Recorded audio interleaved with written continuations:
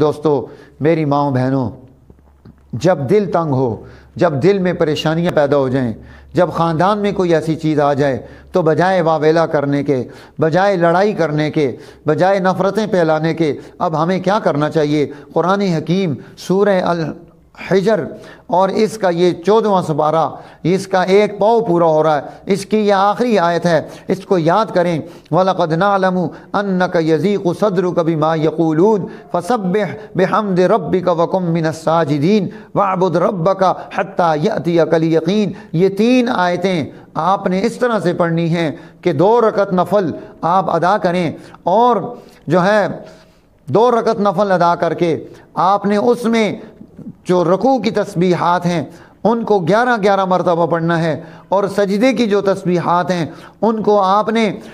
21 مرتبہ پڑھنا ہے، یعنی سبحان ربی العظیم 11 مرتبہ رکوع میں، اور سبحان ربی الاعلیٰ سجدے میں جو پڑھنی ہے 21 مرتبہ ہر سجدے میں، اور اس کے بعد جب سلام پھیریں تو 100 مرتبہ ان 3 آیات کو ملا کر پڑھیں۔ انشاءاللہ جس کو عارضہ قلب ہے، جس کے وال بند ہیں، جس کو اور اس طرح کی تکلیفیں ہو رہی ہیں، اس کے لیے یہ جو ہے یہ قرآن حکیم کا نسخہ اس کو انشاءاللہ بہت ساری بیماریوں سے اور دل کی تنگی سے اور خفقان سے اور گھبراہٹ سے نجات دے گا۔ ہاں، اس کے ساتھ کچھ چیزیں جو ہمیں اختیار کرنے کی ضرورت ہے، جس طرح ہم القریش ہربل دواخانہ میں آنے والے مریضوں کو رہنمائی بھی دیتے ہیں، اس کے لیے ہم نے ادویات بھی تیار کی، ان کو باقی معالجات بھی دیتے ہیں، تو وہ بھی ساتھ اختیار کرنے کی ضرورت ہے۔ گرم چیزیں بند کرے کھانے میں، اور اس طرح سے اپنی زندگی کو درست کرے، اپنے کھانے پینے کا شیڈول اچھا بنائے، اور پوچھ کر بنائے کہ اس وقت میرا مزاج کیا ہے، مجھے کیا چیزیں زیادہ استعمال کرنی چاہیے، تو پھر بندہ ٹھیک ہو جاتا ہے۔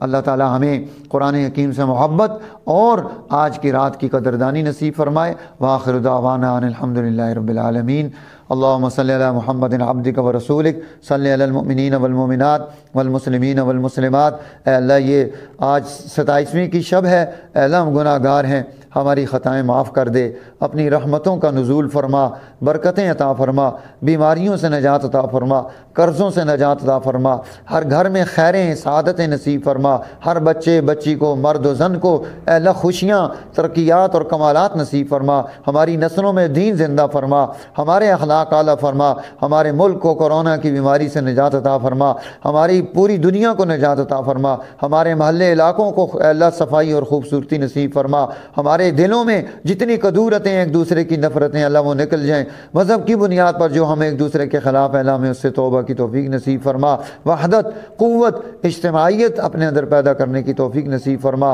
ربنا ظلمنا انفسنا وان لم تغفر لنا وترحمنا لنکونن من الخاسرین، وصلی اللہ تعالی علی خیر خلقہ سیدنا و مولانا محمد وعلی آلہ وصحبہ اجمعین برحمتک یا ارحم الراحمین۔